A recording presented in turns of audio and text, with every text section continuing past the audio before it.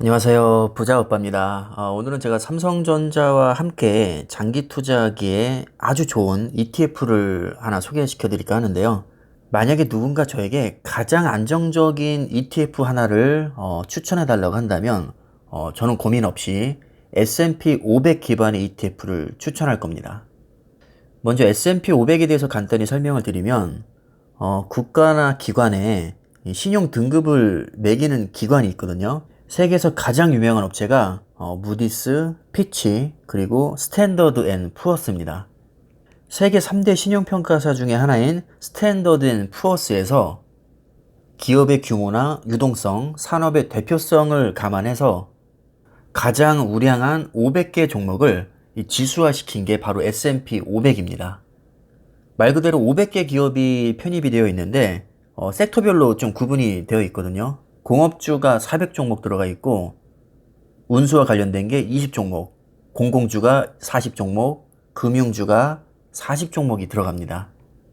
이렇게 섹터별로 가장 잘 나가는 500개 기업을 모아놓고 그것을 지수화시킨 것이 바로 S&P 500이라고 생각을 하시면 되고, 그 S&P 500 지수를 그대로 추종하게 만든 ETF가 제가 오늘 말씀드릴 킨덱스 미국 S&P 500이라는 상품입니다.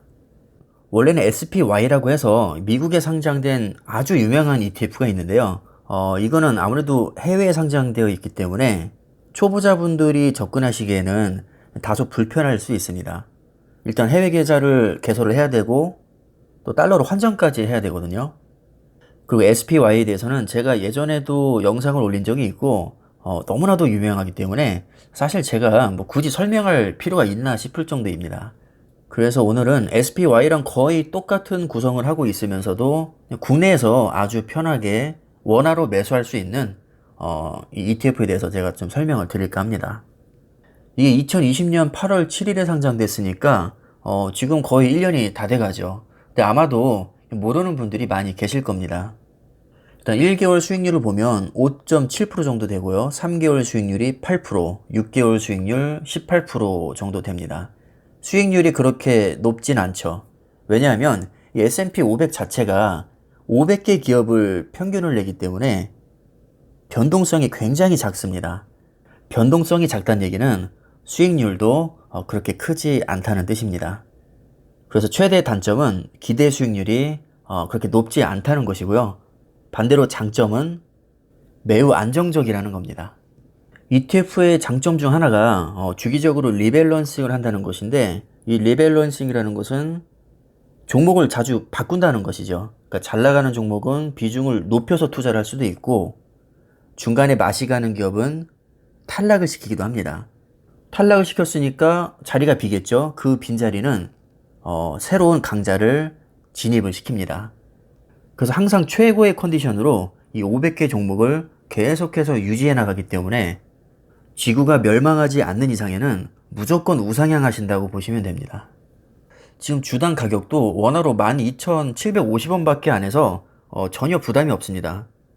그냥 국밥 하나 사 먹을 돈으로 한 주만 매수해도 세계에서 난다 긴다 하는 500개 기업을 한 번에 다 매수를 할 수가 있습니다. 생각만 해도 정말 든든하지 않나요? 이게 지금 출시한 지 1년밖에 되지 않아서 장기 수익률을 보여드릴 수가 없더라고요. 그래서 제가 S&P 500 지수를 아예 그냥 통째로 가져와 봤습니다. 자, 지금 보시는 화면은 S&P 500의 10년 차트입니다. 얼핏 봐도 정말 아름답게 우상향하고 있죠. 중간중간 폭락하는 구간이 있긴 하지만 결국 길게 봤을 때는 우상향을 하고 있습니다. 만약에 우리가 한두 종목에 올인하게 되면 그 기업이 망했을 때 굉장히 큰 피해를 볼 수 있는데, S&P 500 지수는 500개 기업을 모아놓고 평균을 내기 때문에 뭐 이 중에서 몇 개 기업이 망한다고 해도 타격이 거의 없습니다.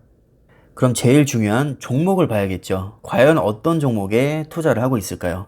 500개 기업을 제가 다 보여드릴 수 없기 때문에 상위 10개 기업만 좀 추려서 보여드리겠습니다. 일단 가장 높은 비중으로 투자되고 있는 게 애플입니다. 애플은 전 세계 시총 1위 기업이죠. 6.18%로 투자가 되고 있습니다. 그 다음에 마이크로소프트가 5.74%, 아마존이 4.17%, 페이스북 2.25%, 알파벳 A가 2.08%, 알파벳 C 2.05%.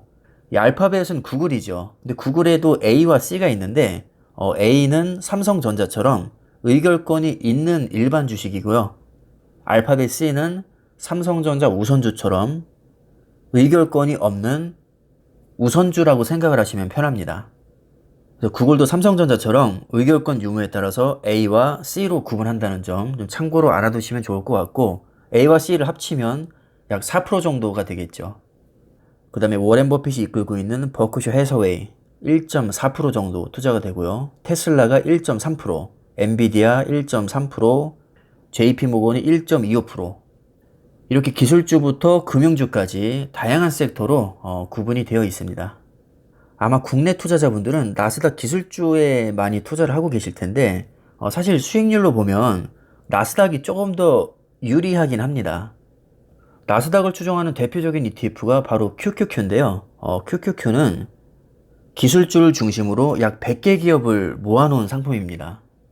정말 잘 나가는 기술주에 집중적으로 투자를 하기 때문에 수익률은 S&P 500보다 조금 더 좋게 나올 수 있는데, 문제는 변동성이죠. 제가 아까 서두에도 말씀드렸다시피 저는 지금 기대 수익률이 아닌 가장 안정적인 ETF에 대해서 말씀을 드리고 있습니다. 안정성을 놓고 봤을 때는 나스닥 100개 종목이 S&P 500의 500개 종목을 당할 수가 없습니다. 그래서 수익률보다는 안정성이 더 중요하신 분들은 변동성이 아주 작고 꾸준히 우상향할 가능성이 가장 높은 S&P 500에 투자하시는 게 가장 좋다고 생각이 듭니다. 국내 단일 종목으로 따지면 마치 삼성전자와 비슷한 성향이 있습니다. 삼성전자의 단타를 써서 나는 떼부자가 되겠다, 이렇게 생각하는 사람 거의 없거든요. 장 걱정 없이 목돈을 장기 투자하실 분들이 주로 삼성전자에 투자를 합니다. 마찬가지로 ETF에도 안정성이 가장 중요하다면 S&P 500 지수를 추종하는 게 가장 좋고요. 나는 수익률이 더 중요하다 하시는 분들은 레버리지 ETF에 투자를 하시면 됩니다. 근데 레버리지 ETF는 변동성이 워낙에 큰데다가 특히 하락장에서는 멘탈이 나갈 수 있기 때문에 제가 가급적이면 추천을 드리진 않습니다. 저는 개인적으로 투자를 하고 있지만 추천하기에는 너무나도 위험한 상품이죠, 사실. 그래서 나는 뭐 큰 욕심 없고 좀 투자하기 편하고 폭락장에서도 방어율이 아주 좋은 안정적인 상품에 투자하고 싶다, 이런 마인드를 가지신 분들은 킨덱스 미국 S&P 500이 아주 좋은 대안이 될 수 있습니다. 이건 너무 안정적이라 제가 추천을 하기에도 전혀 부담이 없습니다. 지나가는 사람 100명한테 다 물어봐도 이 종목을 가지고 불안하다고 할 사람은 아마 거의 없을 겁니다. 만약에 이것도 불안하다면 그냥 주식을 아예 하지 말아야 됩니다. S&P 500 지수의 성장률을 보면 대략 1년에 10% 초반대 정도를 보여주고 있거든요. 아까도 말씀드렸다시피 뭐 그렇게 수익률이 높지는 않습니다. 하지만 적어도 정기 예금보다는 수익률이 10배 이상 좋습니다. 아무리 보수적으로 생각해도 이제는 예적금하는 시대에는 지나지 않았나, 저는 그렇게 생각을 하고요. 뭐 1% 정도 이자 받아서는 물가 상승률도 못 따라갑니다. 지금 계속해서 돈을 풀고 있고 인플레이션이 발생하면서 화폐의 가치가 계속 떨어지고 있거든요. 그러니까 나는 가만히 있어도 내 자산에 손실이 발생합니다. 그나마 1년에 10% 정도 수익을 내줘야 본전치기 내지는 약간의 이득을 봤다, 이렇게 얘기할 수 있을 정도로 요즘 화폐의 가치가 빠른 속도로 지금 하락을 하고 있습니다.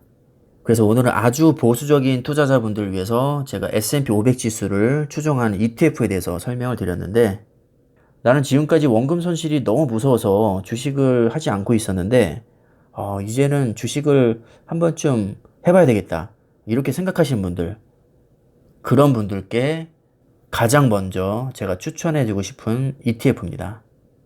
이미 투자를 하고 계신 분들 중에도 나는 폭락장에서도 장 걱정하기 싫다, 이런 분들에게 아주 좋은 ETF입니다. 그럼 도움이 되셨길 바라겠고요. 오늘 영상은 여기까지 하겠습니다. 감사합니다.